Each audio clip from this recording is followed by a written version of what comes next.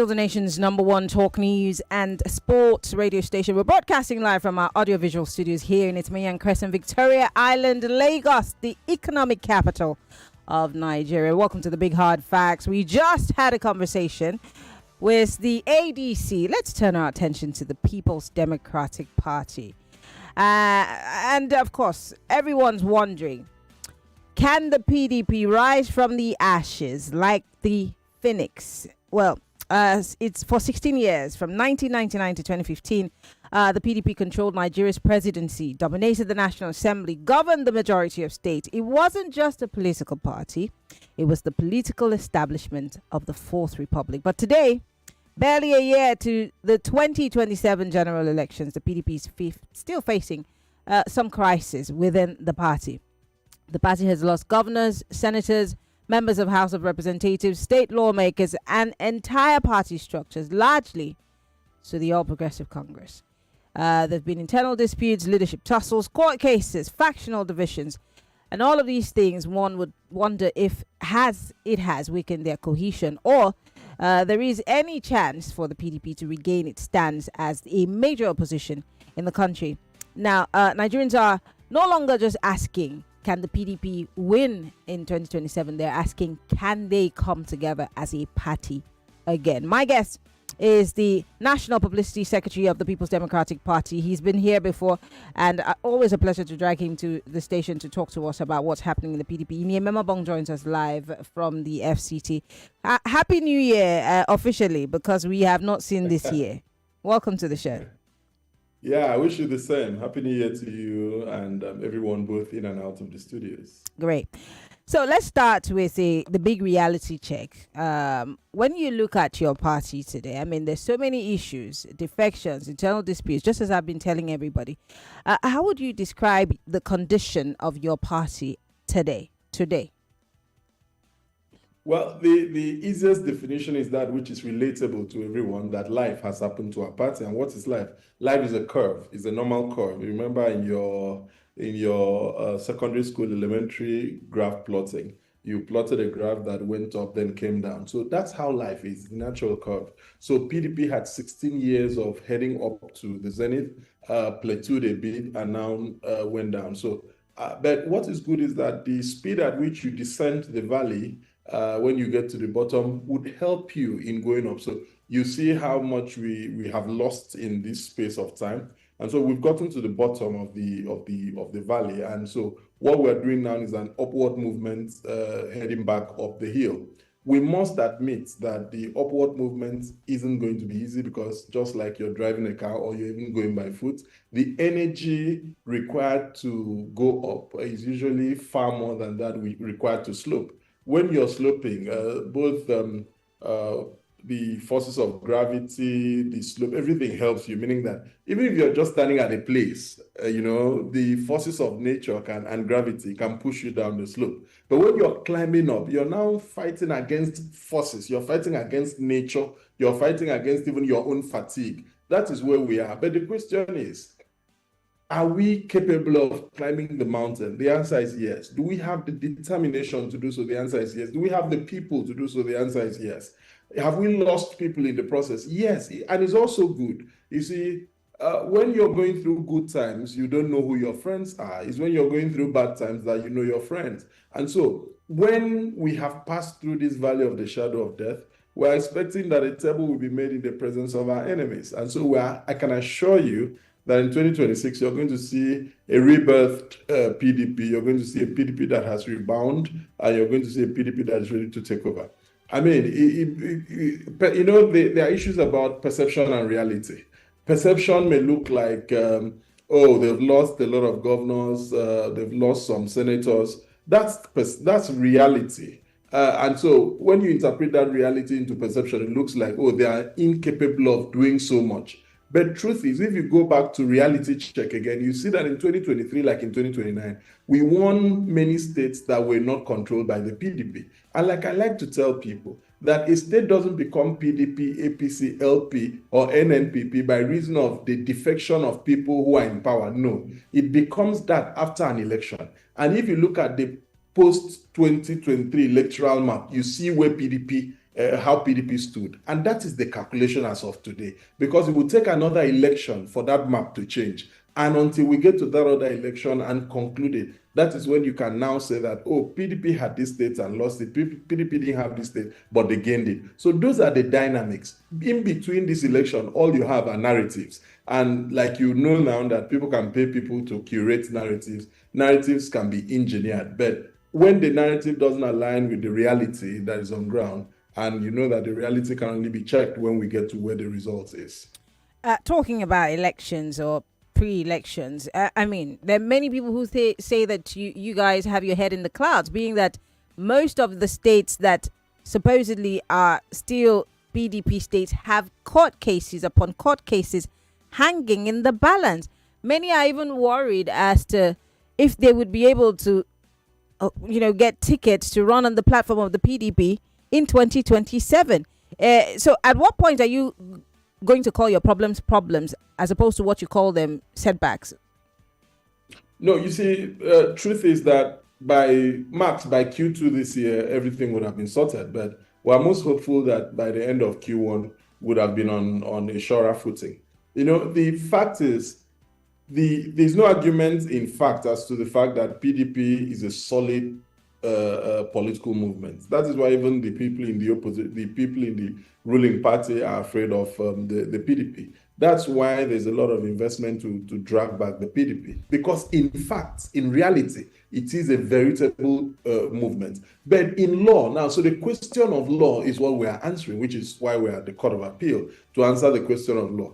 And what happened, justice is simply when law answers to reality, when the judgment of the court aligns with the reality that is known to everyone, or most people who are aware of the fact. And we are very hopeful that the judgment of the Court of Appeal would align with the reality, which restates that indeed People's Democratic Party is alive and strong, like President Jonathan said. Indeed, the party machinery is under the legitimate leadership of Turaki SAN, because in fact it is under. The PDP is in operation as we speak. The entire staff, the administrative structure, and all the organs of the party respond to one leadership. That is in fact. But the question of law is what we are going to answer. And we hope that the law will answer that question in a way that aligns with reality and common logic. Now, when you push that aside and you look at, like in Ekiti, you saw that it was a contest and someone won. You saw that if you go to states like Osun, you go to states Akwa Ibom, Delta, almost all the states, you discover that even in states where the APC is leading, they are so afraid of the PDP. And so the question is, forget the narrative. So PDP is dead. Okay, if it's dead, why are you struggling over the cops? What do you want to do with the cops? It means that PDP has the capacity of doing magic even with the cops. Because if not, when things die, you throw them away. So how come you say that the platform is dead, but you don't want to leave it? So it means that you know that if you allow that corpse, assuming but not considering, that at the breath of water, that corpse can do magic. So every state in this country, you know that PDP is the fear of even the ruling party. And that points to the fact that it's a formidable platform. It's the only surviving party that has survived in its original form up to this point. And it is a truly national party where no one section of the country can lay a comprehensive claim to it. Everybody, whether you're from the north, the south, everyone has a claim and a foothold and can lay claims to some things in the People's Democratic Party. So intentionally remember that the People's Democratic Party, when it was formed in 1998, was consciously formed to ensure that the things that led to the collapse of the First and Second Republic, which were the ethnicization of politics, does not repeat itself. And so you discover that in the First and Second Republic, the ethnicity coloration of politics had destroyed it, because all the parties, despite having presence in all the states, had ethnic coloration inherently in them. So you could say, oh, this party was a northern party, the other party was a western party, the other party. No, so the PDP, the founding fathers of the PDP, ensured that they formed a party where every Nigerian could find solace, could find identity. It did not have a geographical identity that says, oh, it's a South-South party or it's a Northwest party. And that is what is keeping PDP. PDP is the only party today that in every single ward in this country, you will find a party office and you find people there. In fact, PDP has become the Mother Christmas and Father Christmas of Nigerian politics, because almost every other, apart from Mr. President, almost every other politician of note in most other parties were donated to them by the PDP. Most of the most important positions they held previously were given to them on the platform of the PDP. So when we want to count our successes, we count them amongst. But the difference is that having been made by the party, they owe a moral debt, having left us with some of them with our mandate. But we are going back to the people, because we are going back to the foundational disposition of this party. The foundational disposition was that they were the push and pull, what we call the knotted tensions of quality and quantity, the qualitative voices and the quantitative voices. But the founding fathers made sure that while the qualitative voices were heard, the quantitative voices were not ignored. We must admit that through time, when we were in power, that the quantitative voices were ignored, and which is why we found ourselves here. And today, the people who have left us are not the quantitative voices, they are the qualitative voices. If you go to the states where the qualitative voices have left, you check, okay, look at Plateau, look at Kwem, look at Delta, you see that the quantitative voices are still there. But now the question they are asking is, will we not be like the pounded yam used to make the white soup, stay stabilized? And it's the first thing that gets thrown out of the soup. Or the cane that the blind man uses, immediately he sees, what's the first thing he abandons? He abandons the cane that has been his companion and guide for all of the years he was blind. So that is where we are going back to assure the people who made the people who have left that, look, we have learned our lessons. You are still here. You can remake the party, and we would make sure that the quantitative voices would always be heard alongside the qualitative voices. In talking about rebuilding the party and lessons being learned, we've seen, the BOT or the leadership of the party visiting some people. Recently, we saw the visit to former President Goodluck Jonathan, and according to, the response that she was given by the national chairman of the party, that President Jonathan is still a member of the People's Democratic Party and still does support the party. How many of these many visits are you going to make? I mean, because the likes of former President Olusegun Obasanjo at some point had torn his party membership card. And there's still several people who have been very quiet, who supposedly are still members of the PDP, even though we have not necessarily seen or heard from them. How many of these visits are going to help you get back on your feet and, one way or the other, restore confidence in the party? Well, a lot of the visits are done behind the camera. Some are done in front of the camera. We visited President Obasanjo in Abeokuta, and he was excited that we came. There are many people who had adopted the approach of "sit-down look politics," if you remember that phrase. And what we are doing is to get back to them. They want reassurance. There are people who have insisted that until discipline becomes the backbone of the party, they are not showing their faces again. And we've assured them that the party we're running is a party of discipline. And that's where we are headed. So a lot of the visits have been done. A lot more will be done.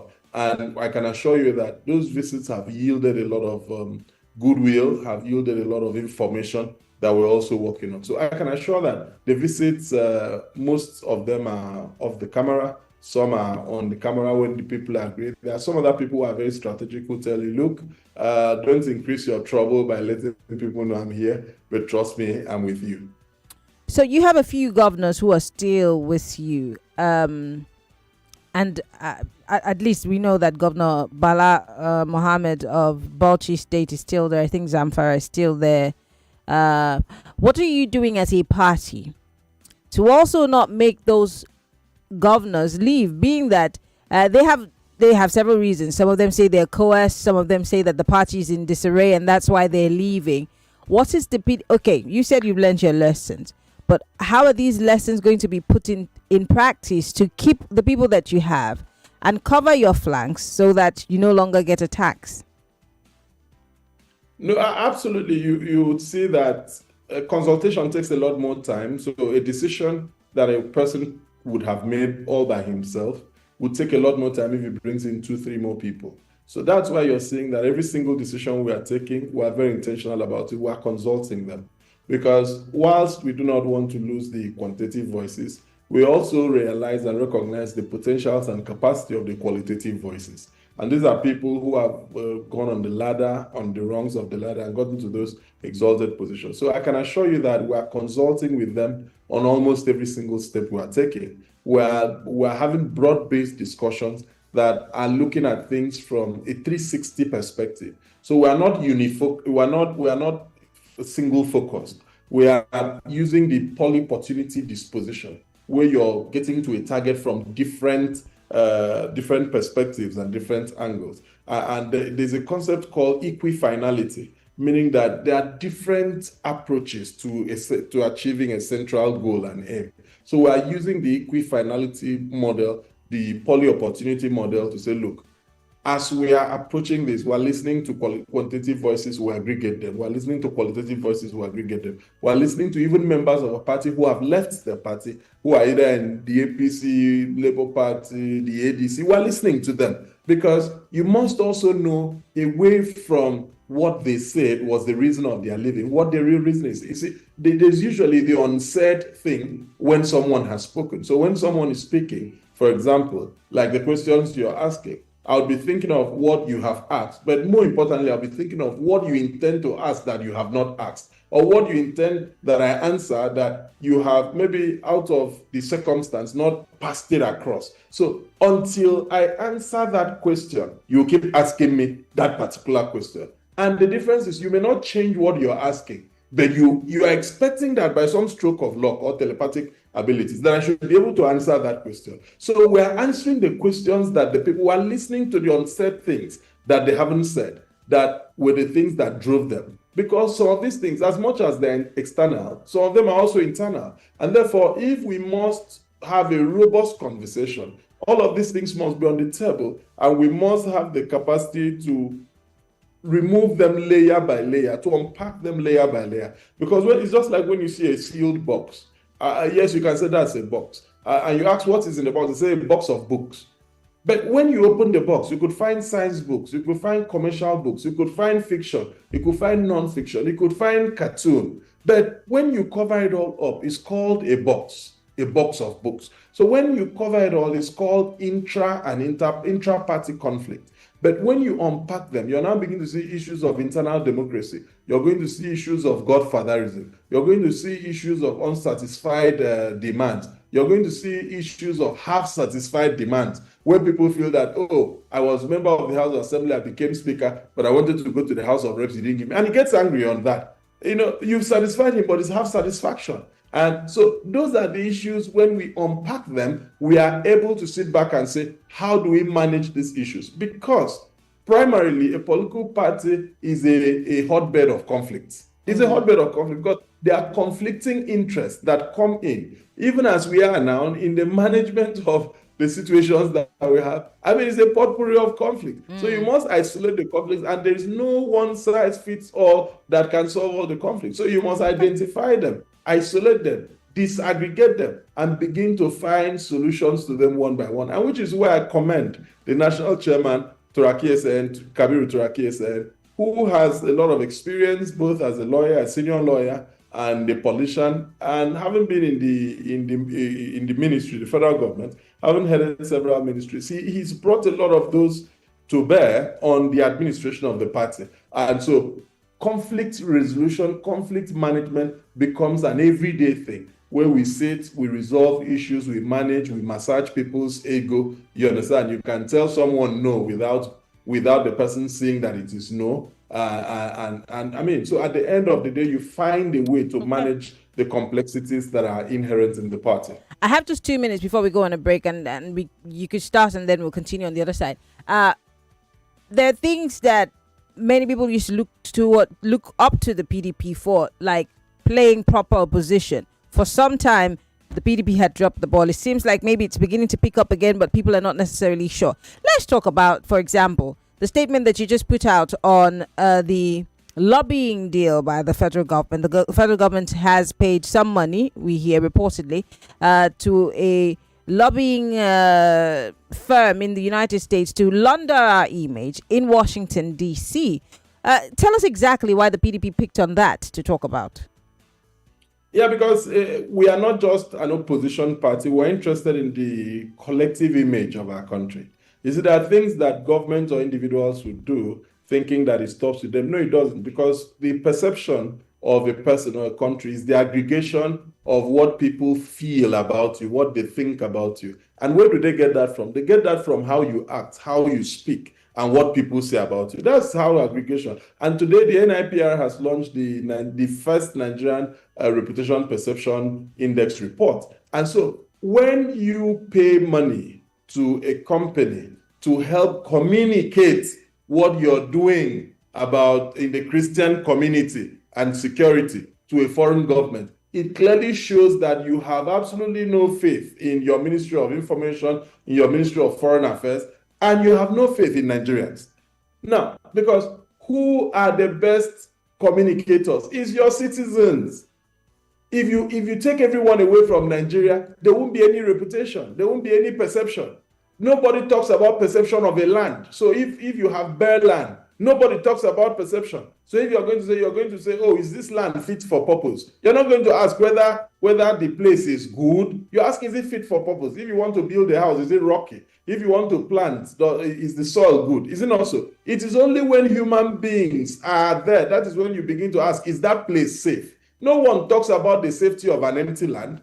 Nobody talks about the safety of an unoccupied land, except you're talking in relations to animals. And you know what to simply do is to carry dynamites and guns. So the entire calculation of perception and reputation is about the individuals who are existing there. So it doesn't matter whether the company is able to set narratives that says that we are fine and you get a few people to smile to the camera. In this age where we live in a global world, people will see that you are frowning. We have to go on a quick break. We'll be back. Stay with us.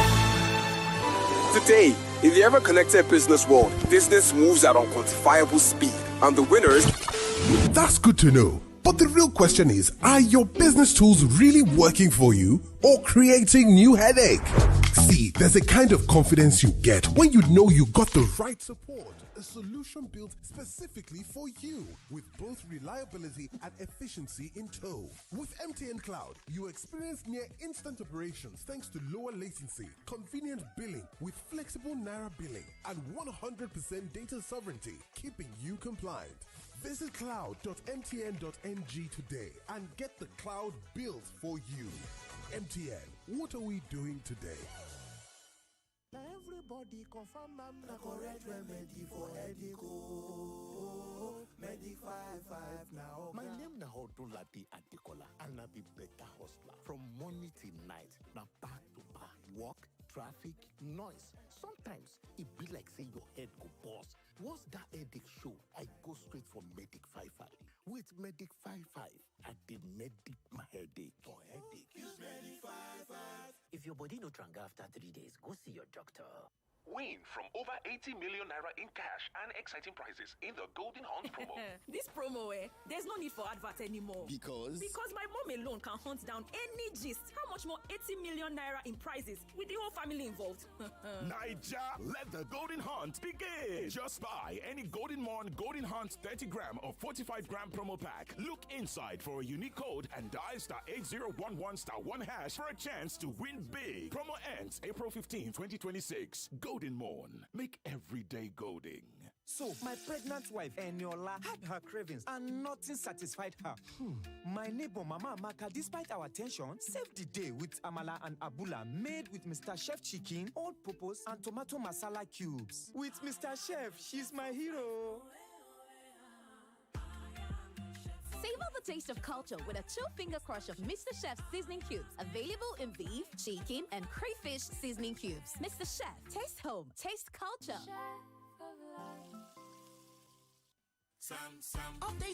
Update. Here's the gist. New Good Mama detergent delivers express cleaning and fragrance boosters for extra freshness, all in a fresh new pack made for your upgrade. Try it today. Good Mama, the washing is fast. Good Mama, my fabric is smelling fresh. Good Mama, express cleaning. Good Mama, my laundry reason to smile. There's a reason she's a good mama. Express cleaning, extra fresh. Call Compliments of the season. Come and buy your Christmas chicken here. People. Plenty Christmas chicken. Everything day. Basmati, Ofada rice, Jasmine, I get her. The holiday season is here again. The streets are packed. Shopping today, village tomorrow, party next tomorrow. Everybody's outside. This season, movement not the finish.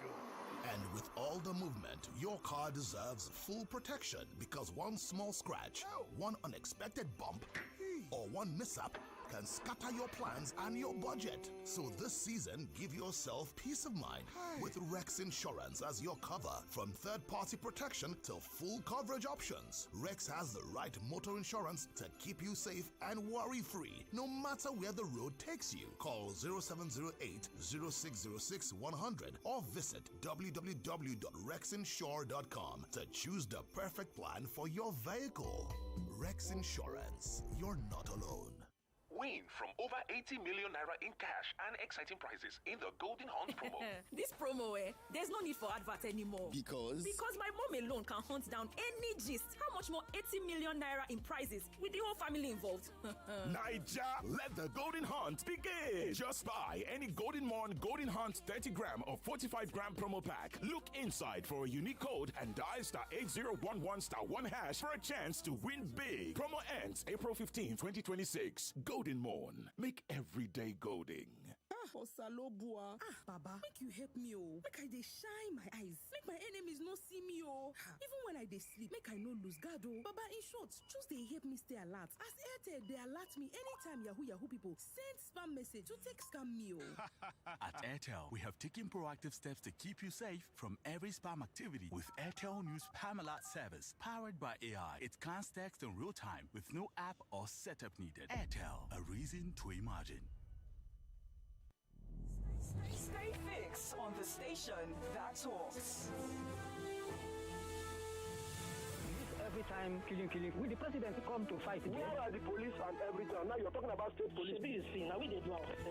Atiku rejects call to step down. Atiku is the owner of ATC. EFCC has stated that former governor Yahaya Bello remains innocent. The way and manner our environment has been configured to cause for a great concern. Historical evidence of this current administration. There's a trust issue. What Riley Moore said was that America will not stand. I like what Trump is doing. He's just like God raising for this. I want to thank you guys, Nigeria Info, at least for allowing us to speak and letting us know what is going on in the country. All conversation, all day. On 99.3 Nigeria Info. Let's talk.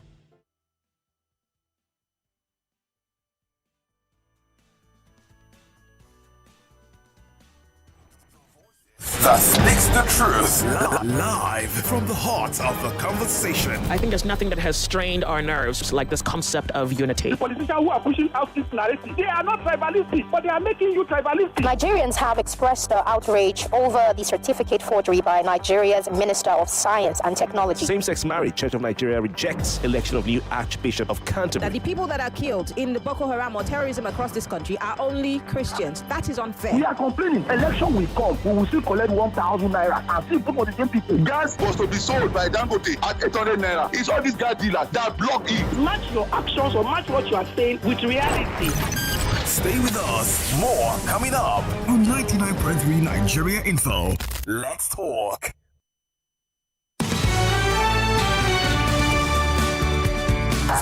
This is Hard Facts. Yes, it is, and we are still live with the National Publicity Secretary of the People's Democratic Party, PDP, Ememobong. And before we went on that break, of course, he was trying to make a case for the PDP.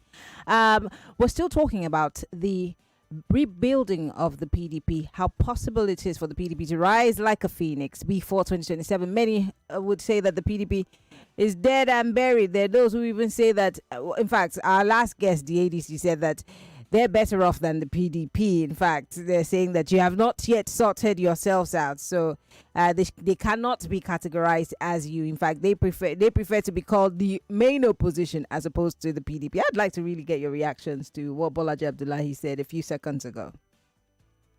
Well, Bolaji is my friend and big brother, and clearly we need to know where we pick our battles. Well, we don't have any battle with the ADC. We don't. Like I said, in Nigerian politics, when historians will be writing, they will categorize us as Father Christmas and the mother hen of political parties. So we have, while we're in power, we did not, we allowed the opposition to thrive. We did not emasculate them. If we wanted to, we could have. But now that we are here, so why should I be talking about the ADC? Why should I be talking about the Labour Party when they are facing similar things? Bolaji would tell you that a few months ago he was still battling with people who were saying you were not, you were, and they were having that argument. And as we speak, he also knows that people are still in court also claiming the same thing. But what I propose, which I've spoken to him privately about, is a confluence of the opposition. I mean, it's the easiest thing to divide the opposition and allow people win with 36%. And so where are we at this point? Have we learned lessons? We mustn't be in a coalition to have a confluence and understanding of the opposition. So if you speak about, if the target is who becomes the main opposition party, then it means clearly they can just know where it will stop. We must never shift our eyes from the post. We're talking about battles and war, and so people are talking about battles, whereas we have our eyes on the war. And in warfare, it is not the numerical number of battles won that equates with the war. You may win all the battles, and somebody just wins one. That incidentally, that one battle won becomes the war, and the war is ended. So it's just like in boxing. You could get all the points, and in the 6th or 12th round, someone gives you a knockout, and that is over. It doesn't matter. Immediately there is a technical knockout. It cancels every previous, and you're lying flat-faced on the floor. It cancels every point you had. Whether you were leading him 16 points becomes immaterial at that point. And therefore, we are not interested in battling the fellow opposition parties. We're interested in helping them. You see, whether they are truthful or not, they'll see that it is in our disposition that has even helped them. It is in the battles. The battles we are fighting today is not just a battle for the survival of the PDP. We are fighting a battle for the survival of the entire opposition and the enlargement of the space for the opposition to thrive. So I won't be trading words with any opposition party. Well, if they think that we are their problem, then we wish them luck. What is the problem is that Nigerians are tired of an administration that is not putting them first. Tired of an administration that is willing to pay $9 million to launder its image, but not willing to shift the operational date of a tax act. That is what we are talking about. And that has nothing to do with PDP, LP. It has everything to do with the leadership. It is a battle between the governed and those governing. And so when we divide ourselves into those classes, people who are talking about, we shouldn't be in the same class with PDP, are they buying from a different market from what we are buying? Wait, ask him. Bolaji will be very afraid now to go to some parts of Kwara. So he has to do, so he needs me as much as I need him, because if we don't come to a point where we have some understanding, then the issue is someone will win an election with 36%. 36% is a failure in any examination. In some courses in law and medicine, if you have 36%, you are not even allowed to rewrite. You are sent out of that course. And if you understand that someone is leading you with less than 40% of the votes in an election that voter party was high, then you can know that someone is leading you with a micro minority percentage. And that is why we can see that the natural reaction is to amass people by making people defect, to create a perception that 36% has gotten to 60 or 70%, which is why people are being bought and coerced from everywhere to just give an impression that the gentleman who had 30-something percent, less than 40% to become your president, has now amassed. Everyone wants to go and support them. So the issues must be made very clear. The issue, we cannot allow our focus to be fuddled by other issues. The issues are clear, that someone is leading us with less than 40%. If any of our children comes home with less than 40% in his or her report card, we get so angry, we talk down on those children. But we are being led by someone who had led than 40% of the votes of a minority. Remember that. Remember the number of registered voters and the number of people who actually voted. You see the deficit between. And so when you now take 36 or 37% of that number, you now understand why governance is running the way it is, and why optics are very important, why narrative engineering is very important to the current administration. Yeah, I like how you almost answered all my questions, because you've talked about insecurity in one breast, you've talked about the state of the economy, you've talked about the issue that we were talking about before, which is image laundering. If you were in the position of the APC-led administration and dealing with this issue of insecurity and maybe some level of misinterpretation of what's happening in Nigeria, what would you rather do as opposed to what they have decided to do? You would go to Benue State, you go to Plateau State, you go to Borno State. You would seek to understand them. You see, the challenge with the current administration is that this administration is listening to Nigerians to reply.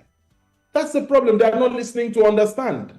They have a playbook, and for all intents and purposes, that playbook must go the way it is. What we're advising the government is that no warfare has survived, no plan of war has survived the first bullet.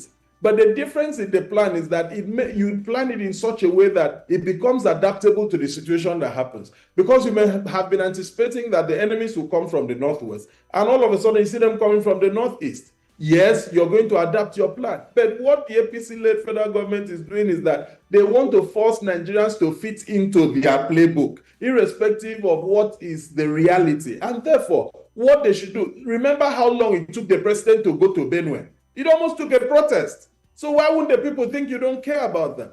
It almost took a protest to get him to Benue. When he got to Benue, what was his body language? What empathetic disposition did the president do? Go back and listen to the speech of the third chief, and you will hear they were looking for empathy. They were not looking for excuses. They were not looking for explanation. They were looking for empathy and understanding so that together you can look. The local people in Benue, Plateau, Borno, and all the places where insecurity is happening in this country, in Kwara, the locals have an answer to this thing. But the difference is that they do not have the resources. And you see, the idea of enter, hit, and leave won't work, because that is why the people are going to negotiate with bandits. Because they say that, look, if you bring your federal occupation forces, they simply come, they have a gun duel with the criminals, maybe they dislodge the criminals. You go back to Abuja or Lagos or any other base you came from, the people come back to them. And so they prefer to negotiate with them. So if government is listening. Look at, for example, in a quick response to that period, the president said, oh,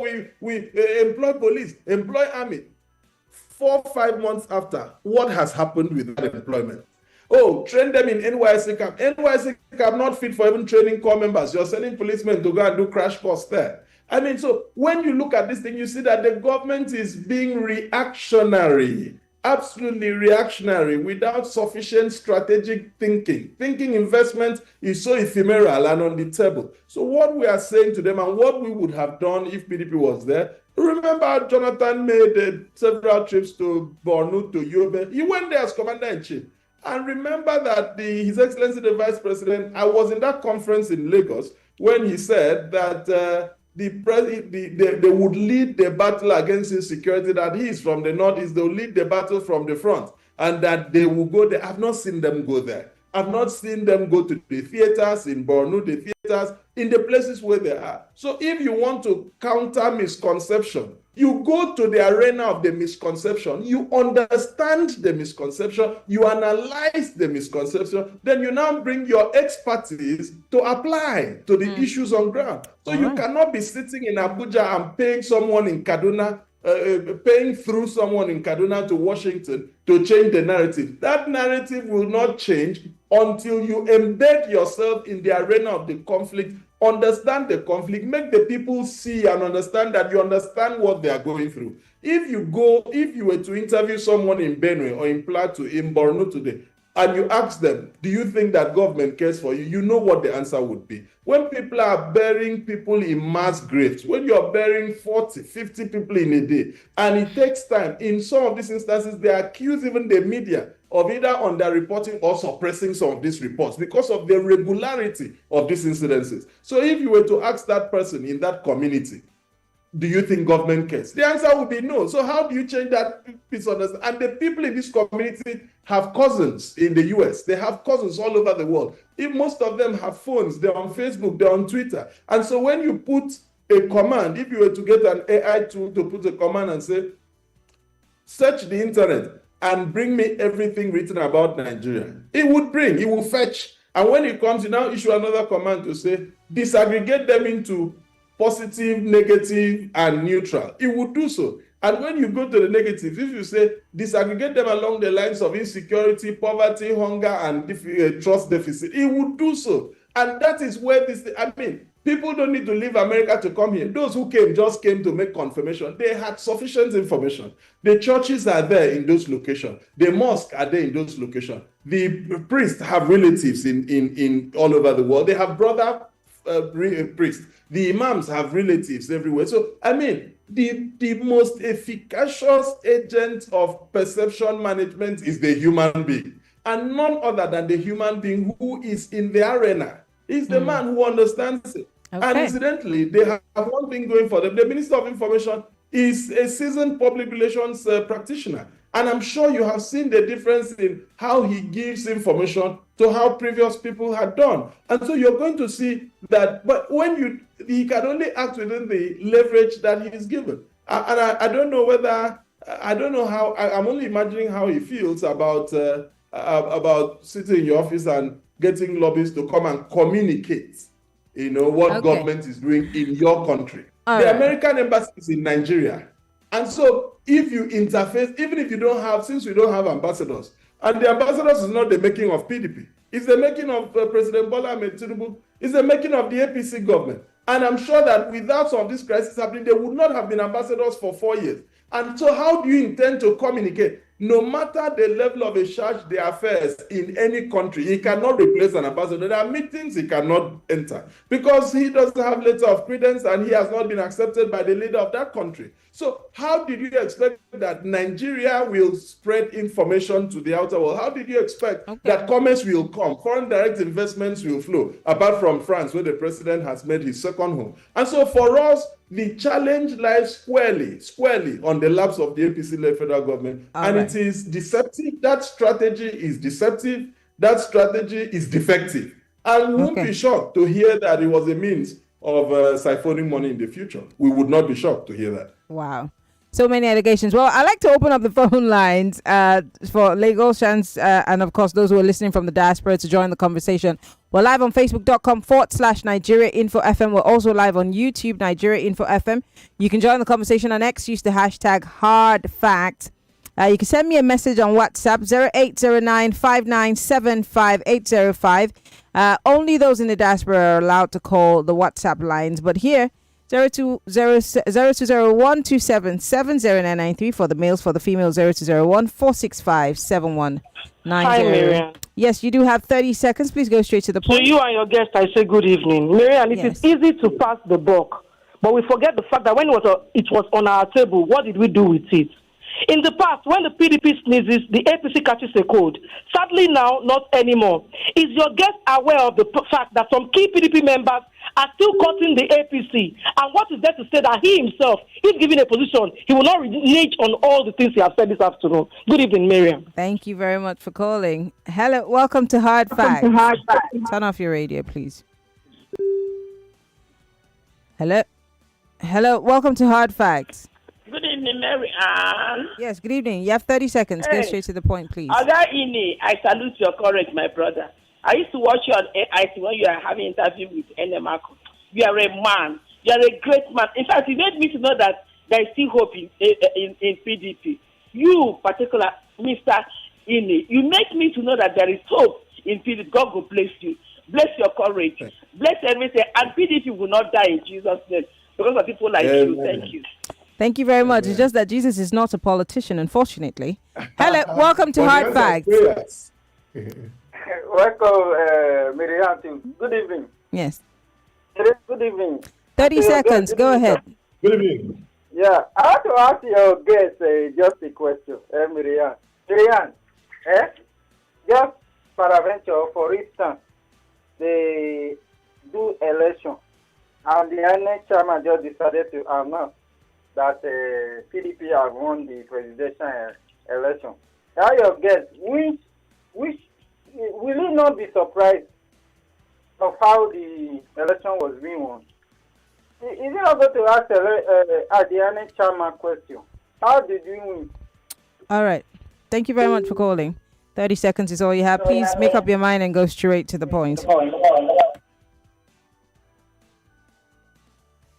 Welcome to Hard Facts. Hello, Maryann. Good evening. I'm Bolaji from Ijopo. Go ahead.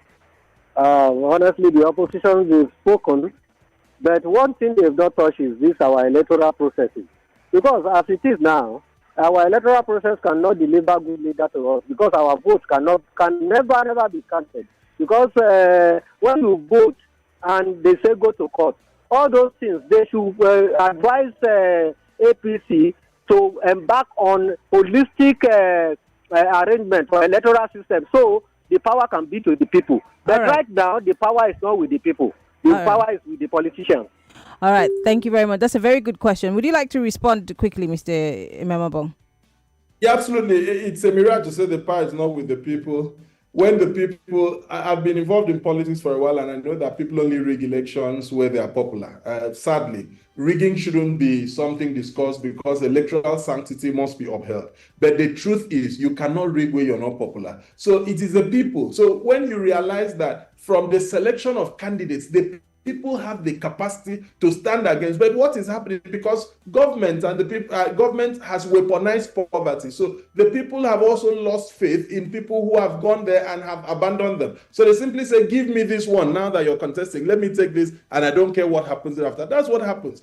If it is in terms of internal democracy, congresses will hold, people will be given the opportunity to vote. But they would have sold their votes. And everyone comes with the excuse, well, my votes won't count. It is a lie. Votes are counting. At the unit where votes are counted, votes are being counted. People vote and wait there and wait for you to announce the results. Sort it. How won't it count? They move from there. The next level of rigging of election is during the collation. People move from there, accompany their votes to the collation, and immediately all the people from the units are there at the word collation. It's impossible to rig. It has happened. People have prevented rigging. Yes, security agencies have been aiding and abetting those who do some of those things. Yes, but in places, people have gone to extreme limits to ensure that their votes counted, and which is why you see people get angry. So how come people won in Kano? How come PDP won in states where APC were leading? How did Labour Party win in some states that they didn't even have anybody? I mean, people votes have counted. The difference is our belief in and what they keep doing is to make you feel that it will not count. It's a lie.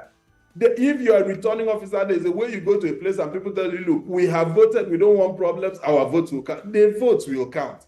The vote will count. So now going to the issue of what PDP did, PDP was faced with this insecurity. And remember that it was the APC who was in the opposition. They made so much noise and they went to this same America and prevented them from selling ammunition to Jonathan. But Jonathan still found his way to get arms in other places. And remember that even mercenaries were involved, and we wiped out terrorists to the point that we could hold elections in different places. And so this is not insurmountable. And so for the APC who saw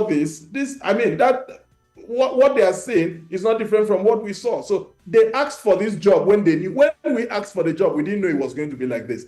But when they asked for the job, it was already like this. So they asked for a job knowing what is there. If INEC chairman announces, my brother, in elections, we prepare for elections, and in 2026, you're going to see, in states where even governors have defected to the APC, you still go to the events and you find people shout PDP, and before people realize, oh, we're no longer in PDP. And so I'm telling you that the announcement of an election is an aggregated process. So no one can be taken aback. And if you listen to the popular rumor on the streets, you know that the last two elections, PDP shook even the fabric of the people who eventually declared the winner. I agree with my brother who says that when people rig elections and say go to court, the judicialization of politics has not helped, because that is what has led to the pressure on the judiciary.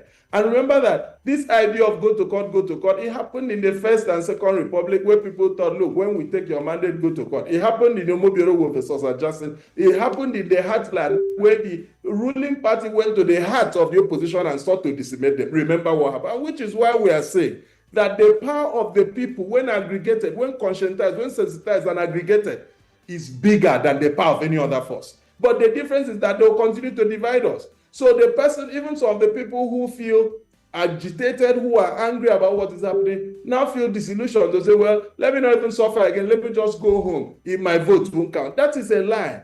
Go and vote, stand there, let the elections be announced, and you would see that your votes will count. Votes must count. In other words, we need to take we need to take ownership of the electoral process and not just leave it to INEC. Absolutely. And someone asked if I'm given opportunity, whether I would. If you were given an appointment, wouldn't you quickly jump at it? From the APC?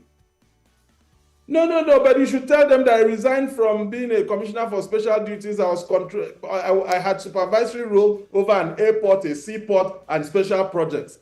So, I mean, without sounding immodest, tell the person to Google my name and check. I was president of NANS in this country, and I made sure that what my other colleagues used to do, we didn't do during my tenure. I mean, that's not sounding sanctimonious, but some of us have been to public office, and if you look at our credentials in public office, we will be glad, even you will be glad that people can still do it. I resigned when my governor left. So it's not about if given. I'm not looking for any appointments from anybody. I'm coming to help aggregate and shape the narratives, the real narratives that are sieved from the reality that Nigerians are suffering. And that's the truth. It doesn't matter. Look, even the rich is suffering because the cost of things now, it affects them because whilst they have more money, they also feel the pinch because when you have to buy fuel, and remember that, okay, before now, 10, 20,000 used to fill a tank, but now 60,000 cannot fill the tank of a Prado. And so when I was commissioner, my salary was 600 and something thousand naira. So if I needed to fill my Prado 10 times in a month because of the regularity of the things, I was going to the seaport, the side of the seaport, I was going to the airport, I was doing a lot of projects around at least 20 out of 31 local government areas. So if I need to fill my Prado 10 times in a month, all my salary was gone. Without any other thing. We have to go. We really have to go. I wish we had more time. Always a pleasure to have you. Ememobong is the National Publicity Secretary of the People's Democratic Party, PDP. As he told you, he used to be in the Akwa Ibom state government, but he decided that he was going to resign when his boss left the People's Democratic Party. Thank you so much for coming on the show and speaking with us. We wish you all the best and good luck in this campaign season. Thank you very much. Please do send my New Year gifts. You missed the Christmas, so do send my New Year gifts. Thank you very much for coming. Well, Lagos, that's the show. Don't forget, follow Nigerian Info on all of its social media platforms, Facebook, Twitter, Instagram, Threads, and of course, TikTok. My name is Maryann Okon. Follow me on Twitter, Instagram, Threads, MIMIEYO. Bye-bye. 99.3 Nigeria Info. Let's talk. This festive season. 99.3 Nigeria Info. We are more than just radio. Subscribe to our YouTube channel at Nigeria Info FM. Check us out on Facebook at Nigeria Info 99.3. Follow us on Twitter at Nigeria Info FM and on Instagram at Nigeria Info FM Lagos for live updates as it happens. 99.3 Nigeria Info. Let's talk.